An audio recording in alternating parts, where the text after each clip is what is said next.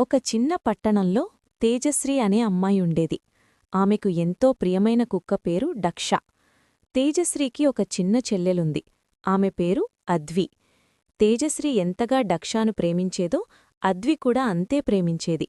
డక్షా వాళ్లకు కుక్క మాత్రమే కాదు, కుటుంబ సభ్యురాలు. ఒకరోజు తేజశ్రీ, అద్వి స్కూల్ నుంచి ఇంటికొచ్చారు. ఇంటి ముందు పెద్ద ఆశ్చర్యమెదురైంది. డక్ష 5 చిన్న కుక్కపిల్లలకు జన్మనిచ్చింది. ఇద్దరు అక్కాచెల్లెళ్ళు ఎంతో ఆనందపడ్డారు. ఆ చిన్న కుక్కపిల్లలతో ఆడుకుంటూ వాటిని ప్రేమగా చూసుకుంటూ ఉండేవారు. కాని ఒకరోజు ఎవరో ఒకరు డక్షా కుక్కపిల్లలలో ఒకదాన్ని తీసుకెళ్లారు. డక్ష చాలా బాధపడి తినడం మానేసింది. ఆమె అనారోగ్యానికి గురైంది. తేజశ్రీ, అద్వి స్కూల్ నుంచి వచ్చిన వెంటనే డక్షాకు ఆహారం పెట్టేవారు, నీళ్లు ఇచ్చేవారు. డాక్టర్ దగ్గరికి తీసుకెళ్లి చికిత్స చేయించారు. అయినా ఒకరోజు డక్ష శాంతిగా కన్నుమూసింది.